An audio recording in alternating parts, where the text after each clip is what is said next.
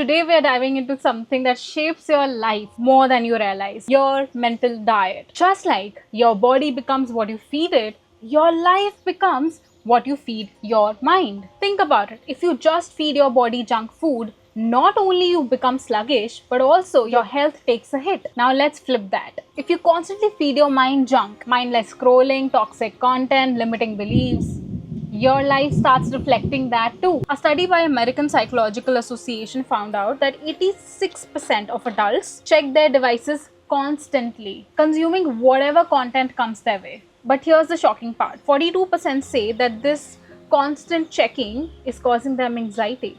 We've become mental junk food addicts, and it's time to change that. Da da da da dee da doo dum da dum da dee. So let's break this down like a proper diet plan for your mind. We're talking protein, healthy fats, detox, and even carbs for your mind. So through this video, you are going to create a healthy mental diet plan. Do you hear that?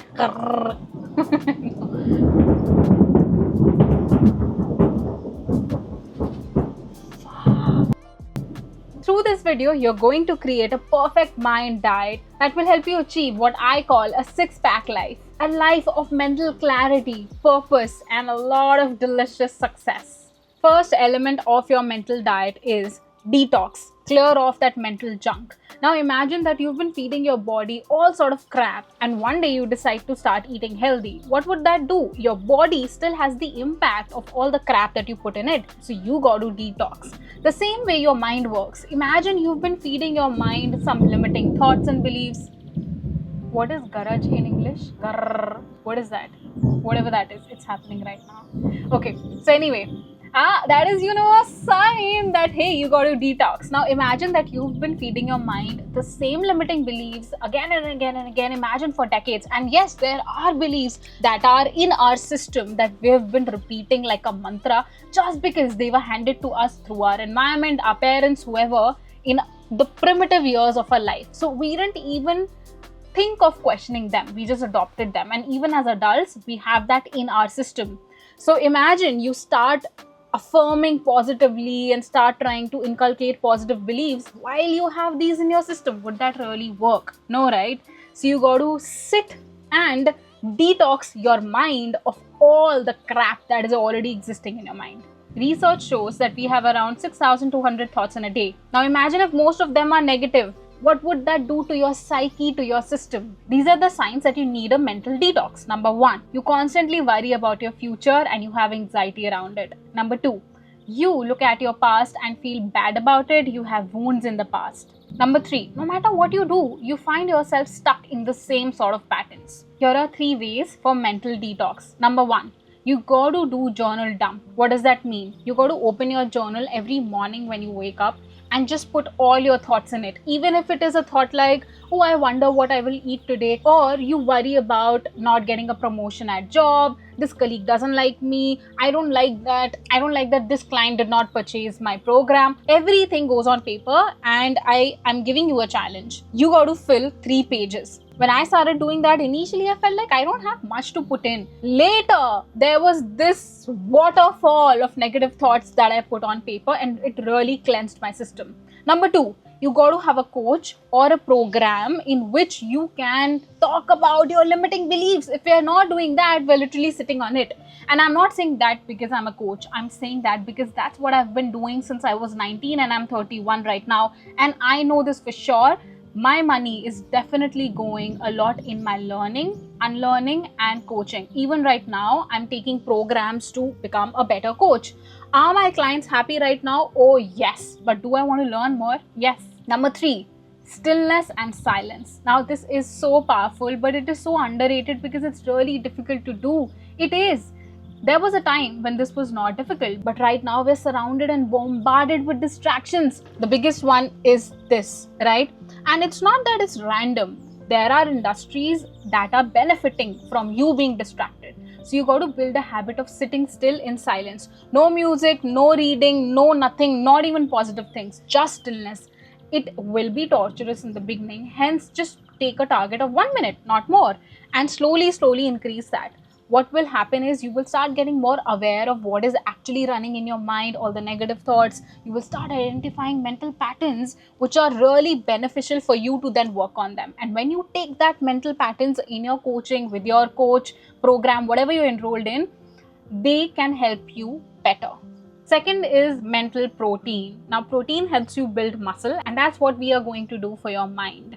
We're going to build a muscle for your mind that knows exactly where to focus so that you get the results that you really want to see in your life. If you're not feeding your mind with healthy questions, intentions, goals, and beliefs, then it's running on autopilot. And we all know where that is going to lead you. So here are some questions on what to ask yourself. Instead of thinking, why did that happen to me? Shift your focus to, what is my golden learning from this experience? Instead of thinking, when will my life change?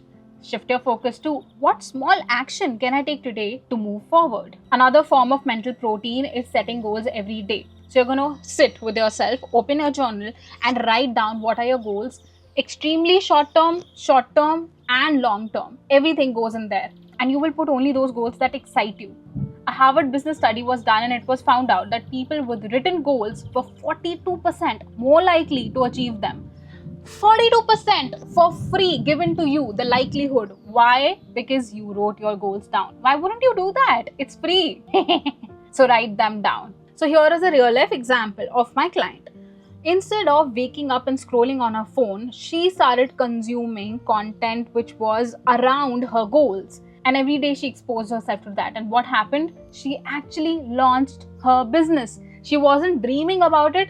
Like, of course, at one point she was, but because of that constant exposure, her beliefs started shifting and she actually got the result that she wanted. She created that. Moving on to healthy facts for your mind, which is the content that you consume daily. What you watch, you read, you listen to either expands your mind or traps it. If you eliminate certain kind of content from your life, and if you add certain kind of content in your life, you reprogram your subconscious at a way faster rate than people who are not aware of what they're consuming. Not only this is coming from my personal experience, I have totally changed the kind of content I watch, but also my clients, we started working and experimenting on what sort of content is really positively impacting them and what sort of content is not. So here is a list of genres not to watch. Number 1, this is controversial, but K-drama and fantasy series, because they put you in a state where you do not feel really good about your life and you keep fantasizing about another reality knowing that you cannot have that. Now, if you're somebody who consumes such content and you feel great and that motivates you, that empowers you, then no problem, keep watching it. Number 2, toxic humor. Now imagine that you want a loving partner and the jokes that you're laughing at are like, oh, marriage is the end of happiness. I can tell you as a witness and going through the experience, क्या boring होता है शादी करना. Oh my God! Men are so stupid and blah blah blah. You get the point, right? So the energy of humor is really light. Hence, it's the easiest to soak in. If you're laughing at such sort of humor, you're just telling your subconscious that whatever we are laughing at is true and that is going to be my reality. And then you find yourself in this pattern that, oh, I don't know what I'm doing wrong. I'm on these dating apps. I'm going on these dates and I'm dressing up. I have all this money in my life. Yet I do not find a loving partner because you are joking on these jokes. You are laughing on these jokes. Number 3, online drama. Masses of people are distracted by this nonsense and they don't even realize. अरे एल्विश भाई के आगे कोई बोल सकता है क्या? एल्विश भाई! Celebrity fights, YouTuber feuds, things like what did this celebrity say to that celebrity. People follow them not just digitally but physically in masses and they are taking stands for them. For what? How is that changing your life? Is that person coming in your life and changing your habits, increasing your income streams, enhancing your skills? No, they are making money through your mind being trapped by their story. Number 3, horror and mystery content. I know this is controversial again because these are highly consumed genres. But again, you got to ask yourself, how is this adding value in my life? I was addicted to content like this. Only and only when I started questioning it, I realized what horrible impact it had on my subconscious. Extremely horrible. And I stopped watching it no matter how entertaining it is. Number 4, reality TV content. Again, it is not adding anything in your life. If you feel otherwise, you got to do a self-audit and ask yourself, what the fuck am I learning from this reality TV show? Pooja, what is this behavior? I'm sorry, I kicked it by mistake. You can't kick it by mistake. Then pick it up if it bothers no, you. you will pick it up. You don't tell me what to do. I can tell you what to do. It is just making you feel good and soothed in the moment. Maybe you had a very tiring day at job, at work, and now you come home and all you want to do is decompress by watching this sort of content. The only thing wrong with this is that you are not teaching yourself how to do that on your own without the crap TV. So you're dependent on the TV. Now, does that suit you? If it does, great. If not, you got to build your own skills of self-soothing. So here is a list of things to actually watch so that you are programming your subconscious to make stuff happen in your life. Delicious stuff. Success. Goals. Number 1, inspiring vlogs and shows that enhance your creativity, that boost your self-confidence. When I was dreaming and creating a life of being a digital nomad while I was living in Delhi, I would consume this content of life in Bali or interviews people did with other people who were living in Bali, like what were their income streams, what was life like. That kept feeding the information to my subconscious that first of all, this is normal, and second, on practical stand, this is what life in Bali looks like. And boom, here I am in Bali and I've been living here since more than 1 year. It is so normalized to my subconscious that I have a long list now of where I'm going to be going next. Guess. That's so lame. Guess where I'll be going next in the comments. Number 2, success stories. Become a leech to this sort of content. Because the more you are consuming this content, the more you're reaffirming to yourself that success is normal, it's not a big deal, and your mind will come up with even more ideas to make stuff happen. Especially podcasts like Rags to Riches or being abused to healed, etc. Whatever you are dealing with, there is more than enough content which is free right now available on the internet. Number 3, light comedy. Now I know you must be wondering that, Yuvika, I cannot be consuming this content all the while. I need some for that. Consume such content, such shows and movies that make you laugh, and that has an impact on raising your vibration as well, lightening your mood. Now, for example, I watch and rewatch The Office when I am having my food, and I skip the part where Jim and Pam are having problems in their marriage. Why? Because I'm not interested. I just want to laugh. I've put a list of shows and movies in the description that you can go and watch for all sort of purposes. You want to feel more creative, it is there. You want to feel loved, it is there. Now we're going to add vitamins in your mental diet. Real people, real conversations. So while I don't know if the rain is coming in, chalo dekhi jayegi. Just like vitamins strengthen your body, real life experiences strengthen your mindset. What you will do is you will actively seek those people who are at a point where you want to be and have conversations with them. Now it could be done by joining clubs, workshops, networking, going to events. Don't get too attached to, oh, I need to network with people, because I see that happening a lot in business circles. That makes your energy very stingy and you're not making deep connections because you're there with a strict agenda. But just generally put yourself out there, get out of your comfort zone, and if it's too much for you, no problem, join online workshops. Another way you can do this is by joining programs on your mindset, subconscious, healthy habits, etc. and you get to meet people who are in the same sort of process. It has a huge impact on your progress and it makes everything fun. Last element of your diet is mental carbs. We need them, but not in large quantities. And your mental carbs are the attention you pay to your daily tasks and routine. So the reason why a lot of people's mental diet is screwed up, because it has a lot of these carbs, which means that they are over-focusing and over-stressing on their daily things like, oh, my laundry did not get done. I have my rent coming and the credit card interest, buying groceries, commuting to work, getting petrol in your car. All of these tasks are important for your life to be running smoothly. But if you over-focus on them, you are letting go of the opportunity to focus on things that are going to bring growth in your life. Building amazing habits, building your skill, offering your service to people, making more money, going to retreats and learning stuff. All of that is out of the window, and we keep telling ourselves this lie that eventually we'll have some time, we'll have more time to start doing those things. No, you got to make a conscious choice to limit the attention you give to daily monotonous things. And this is how you can do it.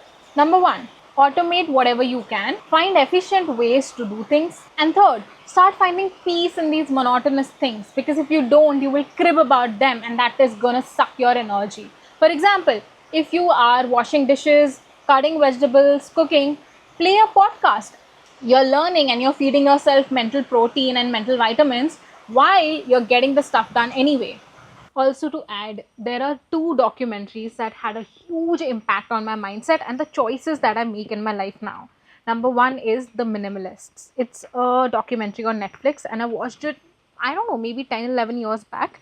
And it talks about how this modern age advertisement is brainwashing us to keep buying new stuff. Hence, fast fashion is sucking our money. If you don't realize how you're being manipulated, boom, there goes your money, energy, and you're left with no savings, no investment. Number 2 is Blue Zones. Again, it's a documentary on Netflix, and the host goes to those parts of the world where we have the maximum number of people living beyond 100.